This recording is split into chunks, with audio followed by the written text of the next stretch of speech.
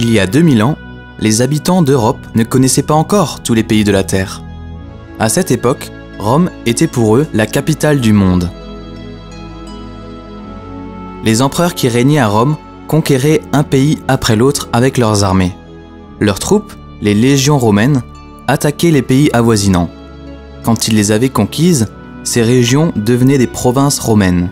La Judée, la Samarie et la Galilée, qui se trouvent en Israël, en faisaient partie. Les habitants d'Israël n'aimaient pas les Romains. Ils les haïssaient parce qu'ils dominaient sur leur pays. Et les Romains s'attendaient à tout moment à ce que la population juive se rebelle. Pendant des centaines d'années, les Juifs avaient attendu leur sauveur, le Messie, que Dieu leur avait promis depuis longtemps par les prophètes. Les prophètes étaient des hommes qui annonçaient au peuple ce que Dieu leur disait ou leur montrait. Comme par exemple, que Dieu leur enverrait son Fils pour le faire roi et qu'il régnerait pour toujours sur Israël.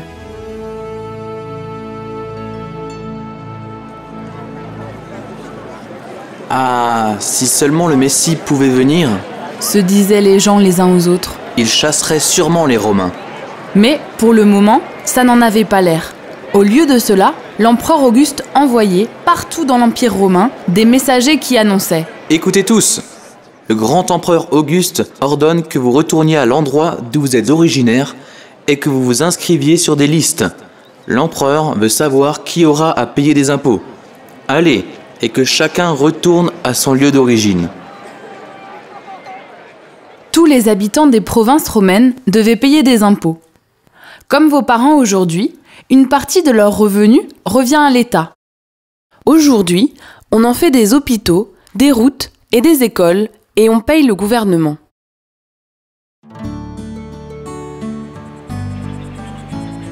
C'est ainsi que le charpentier Joseph de Nazareth se mit en route pour aller au pays d'origine de ses ancêtres. Il avait, avec lui, une jeune femme, sa fiancée Marie. Ce qui était très étonnant, c'est que Marie attendait un enfant alors qu'elle et Joseph n'étaient pas mariés. Mais il savait que le père de l'enfant était Dieu lui-même et que cette naissance avait été annoncée par un ange. Ce messager de Dieu était d'abord allé trouver Marie avec cette grande nouvelle. Puis, il en avait parlé à Joseph pour qu'il sache que Dieu avait choisi Marie comme mère de l'enfant. Joseph lui avait alors promis de veiller sur eux. Joseph avait un ancêtre célèbre, le roi David, dont la ville d'origine était Bethléem. Un voyage pénible commença alors. Lorsque Marie et Joseph arrivèrent à Bethléem, ils cherchèrent un endroit pour se loger. Mais toutes les chambres des auberges étaient occupées. Suite à l'ordre que l'empereur avait donné, beaucoup de gens étaient en route pour se faire inscrire. Ils cherchèrent donc, mais en vain, un endroit pour passer la nuit. C'était partout la même chose. Nous n'avons pas de place. Tout est plein. Tout est pris. Le temps pressait, car Marie sentait que son enfant allait bientôt venir au monde. Finalement, un aubergiste eut pitié. Vous pouvez passer la nuit là-bas, dans l'étable. Elle n'est pas très confortable, mais vous aurez au moins un toit sur la tête. C'est ainsi que le Fils de Dieu naquit dans une étable, dans la pauvreté. Une crèche à la place d'une chambre d'enfant.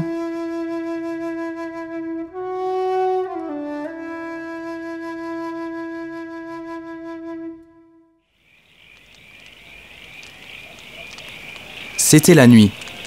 Une nuit sombre. Tout près de Bethléem, quelques bergers gardaient leurs moutons. Les bergers étaient des gens pauvres que les autres n'aimaient pas beaucoup et qu'ils méprisaient. Tout d'un coup, il y eut une grande lumière, plus claire que la lumière du jour. Les bergers n'avaient jamais vu une lumière aussi vive. Au milieu de cette lumière, un ange leur apparut. Les hommes étaient effrayés, mais l'ange leur dit : « N'ayez pas peur, je vous annonce une grande joie qui sera aussi pour tous les hommes. Aujourd'hui, un sauveur vous est né à Bethléem, dans la ville du roi David. Le Messie, le Seigneur. Vous trouverez un enfant nouveau-né emmailloté dans les langes, couché dans une crèche. »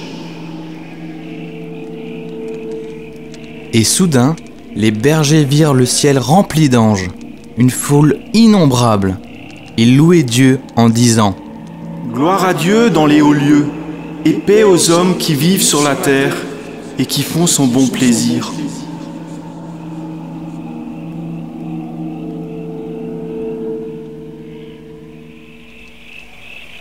Puis, les bergers se retrouvèrent seuls. Quand ils se furent remis de leur frayeur, ils se dirent : « Venez, allons tout de suite à Bethléem pour voir ce qu'il s'est passé là-bas. » Ils se mirent vite en marche et arrivèrent à la ville.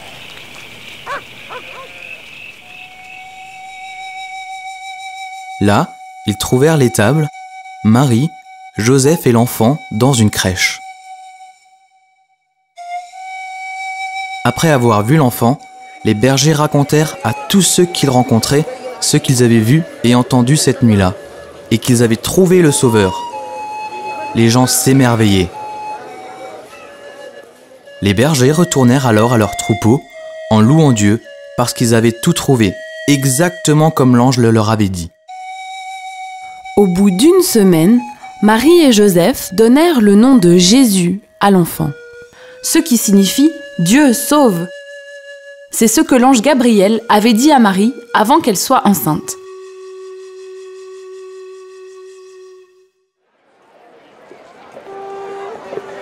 C'étaient des jours passionnants.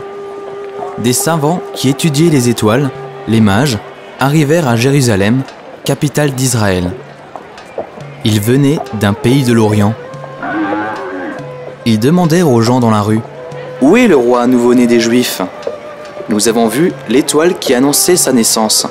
C'est pour cela que nous sommes là. Nous voulons nous prosterner devant lui et l'adorer. » La nouvelle des mages arriva jusqu'à Hérode, qui était alors roi à Jérusalem. Il avait été autorisé à rester dans son palais parce qu'il s'était soumis à l'empereur romain. Il eut une grande frayeur en entendant parler des mages et de toutes leurs questions à propos d'un nouveau roi. Que signifiait cette étoile ? Hérode commença à se méfier. « Quoi ? Quelqu'un veut s'installer sur mon trône ? Mais ça ne se passera pas comme ça ?»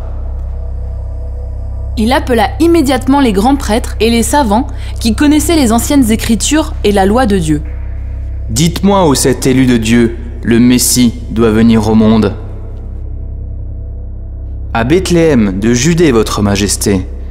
Dieu a dit au prophète Michée : Et toi, Bethléem, qui es petite parmi les milliers de Juda, de toi sortira celui qui dominera sur mon peuple Israël. » Quand le roi Hérode eut entendu cela, il fit venir les mages et les interrogea pour savoir exactement quand ils avaient vu l'étoile dans leur pays. Alors, il leur dit : « Allez à Bethléem, c'est là que vous trouverez l'enfant. Renseignez-vous dans la ville et quand vous l'aurez trouvé, dites-moi où il est. Moi aussi je veux aller le voir et l'adorer. »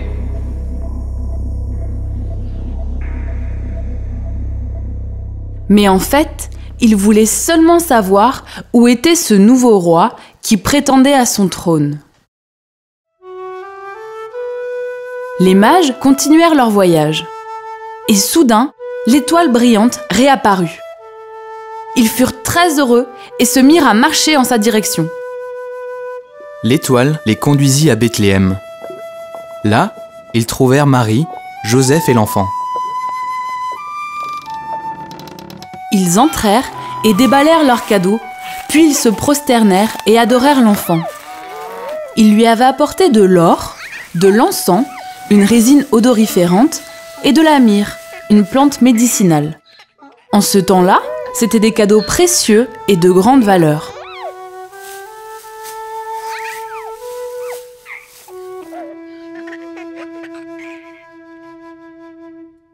Puis, ils quittèrent l'enfant Jésus et s'arrêtèrent dans une auberge.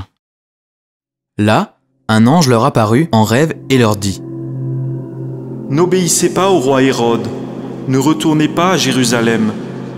Prenez un autre chemin pour rentrer chez vous. Après la visite des mages, un ange apparut aussi à Joseph et lui dit : « Joseph, lève-toi.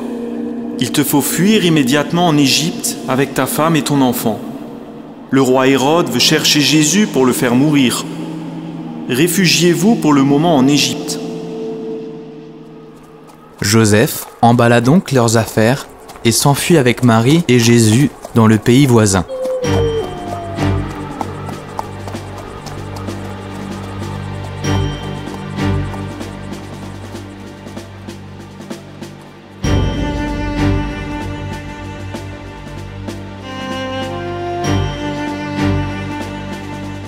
Entre-temps, le roi Hérode attendait les mages. Comme ils ne venaient pas, il se rendit compte qu'il avait été trompé. Il se mit terriblement en colère et appela ses serviteurs et leur ordonna : « Tous les petits garçons de Bethléem et des environs, de l'âge de 2 ans et au-dessous, doivent être mis à mort. Pas un n'échappera. Tuez-les tous. » Quel commandement mortel! Hérode l'énonça ainsi parce qu'il ne voulait pas qu'un autre roi prenne sa place sur le trône. Il voulait continuer à régner seul. Les soldats arrivèrent à cheval à Bethléem, arrachèrent tous les petits garçons des bras de leur mère et les tuèrent. Les femmes criaient, les hommes pleuraient, ils étaient désespérés. Ce fut une souffrance terrible dans la région.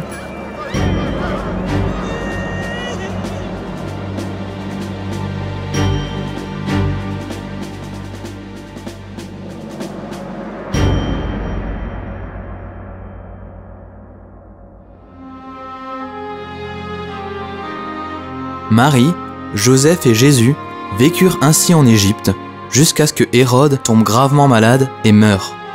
Son fils, Archélaüs, devint roi à sa place. Alors, un ange apparut de nouveau à Joseph, disant : « Joseph, retourne en Israël avec ta femme et ton enfant. Ceux qui voulaient la mort de Jésus ne sont plus en vie. N'aie pas peur, va en Galilée, dans le village de Nazareth. Tu pourras y travailler et vivre. » Sur ce, la petite famille retourna dans son pays d'origine et Jésus grandit à Nazareth.